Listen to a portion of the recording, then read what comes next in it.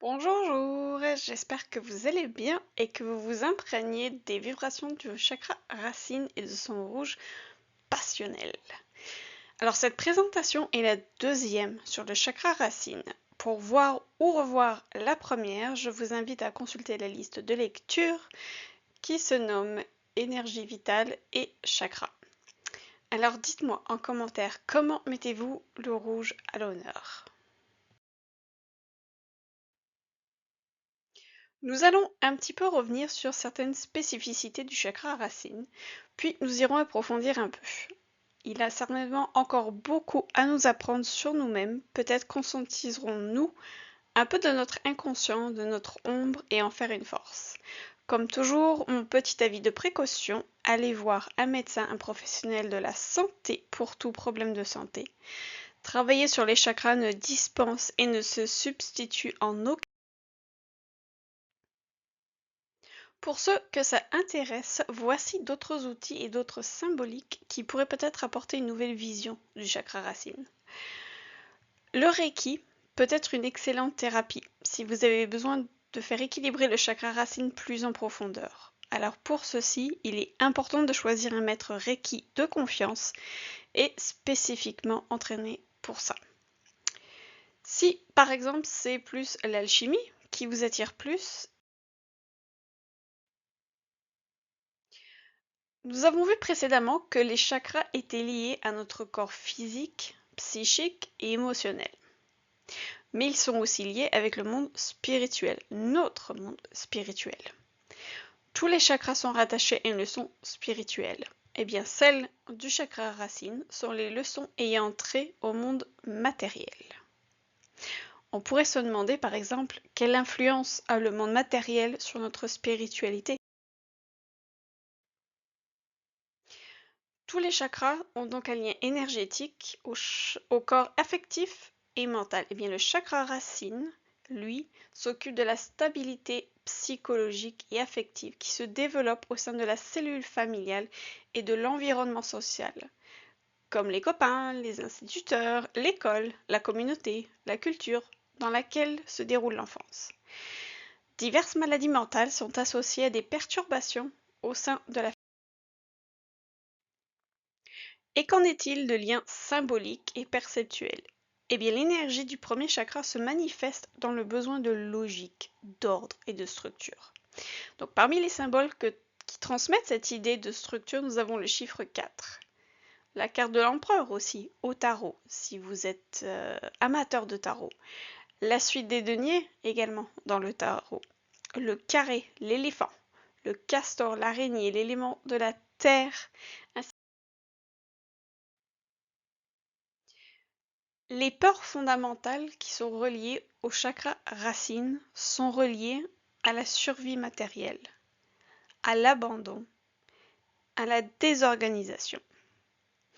Une conscientisation des peurs nous met non seulement sur la voie pour avancer dans la guérison, mais elle permet aussi par la suite de transmuter ces peurs en force. Et quelles sont?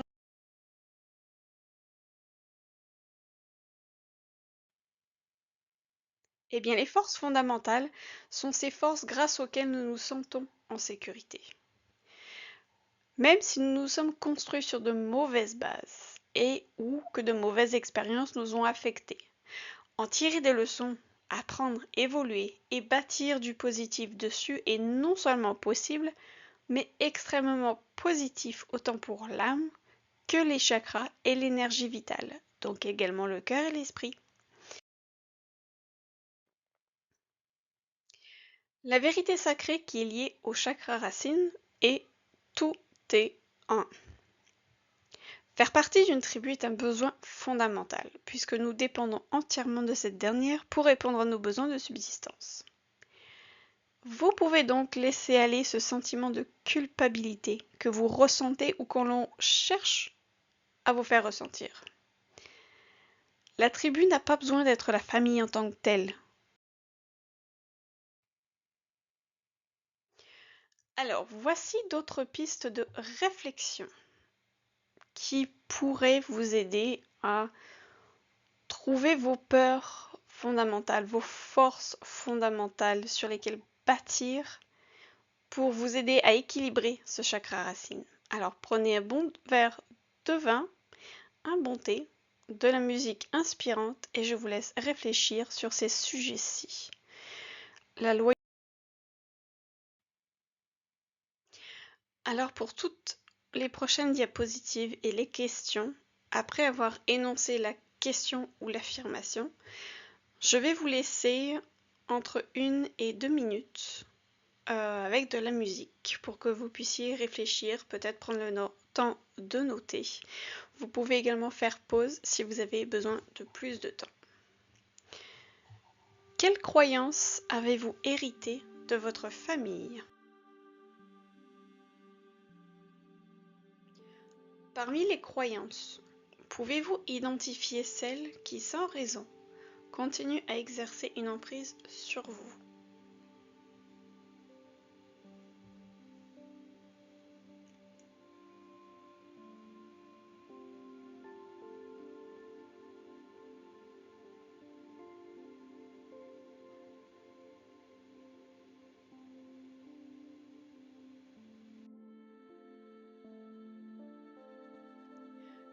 Quelles superstitions entretenez-vous?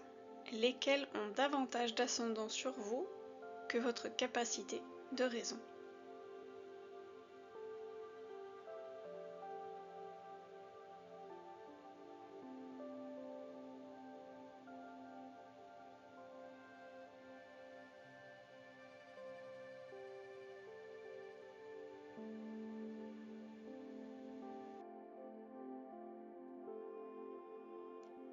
Respectez-vous un code d'honneur? En quoi consiste-t-il?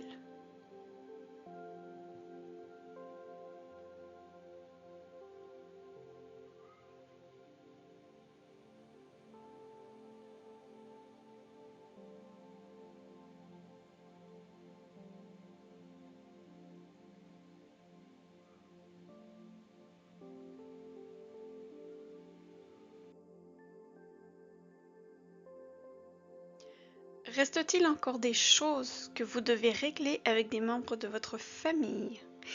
Si tel est le cas, dressez une liste des raisons qui vous empêchent de vous réconcilier avec eux.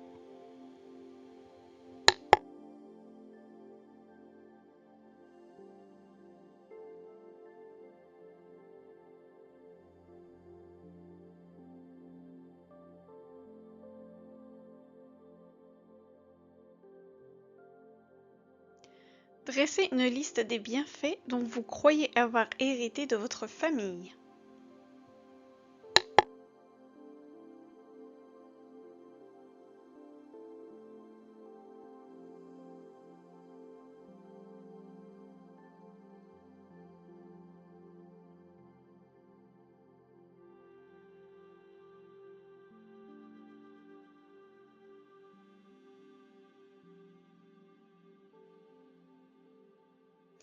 Si vous élevez une famille, dressez une liste des valeurs que vous souhaitez inculquer à vos enfants. Et j'ai envie d'étendre ceci à si vous avez l'intention ou espérez élever une famille. S'il est trop tard que vous n'avez pas eu de famille, que vous n'avez pas eu d'enfants, quelles valeurs auriez-vous souhaité inculquer à vos enfants? Quelles sont les traditions et les rites que vous contribuez à perpétuer au sein de votre famille?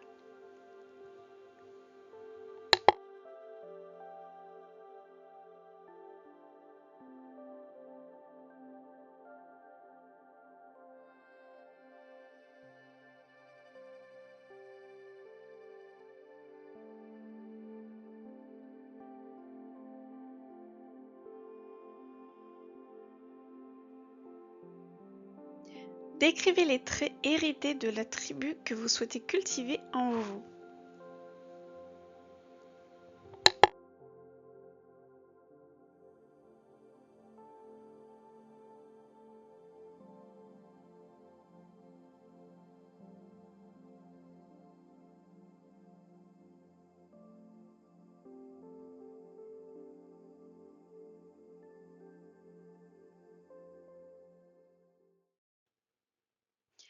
J'espère que cette présentation vous aura apporté de nouvelles pistes de réflexion sur les chakras racines. Je crois qu'il y en a quelques-unes. Nous voici déjà à la fin de notre exploration du chakra racine. Vous pouvez continuer à honorer votre chakra racine, votre base pendant une journée, une semaine, un mois, à vous de choisir. Partagez-nous vos photos, vos trucs, vos réalisations, vos réflexions en commentaire. C'était votre petit Bouddha vert. Merci beaucoup. On se retrouve bientôt pour le deuxième chakra, le chakra sacré. Ciao!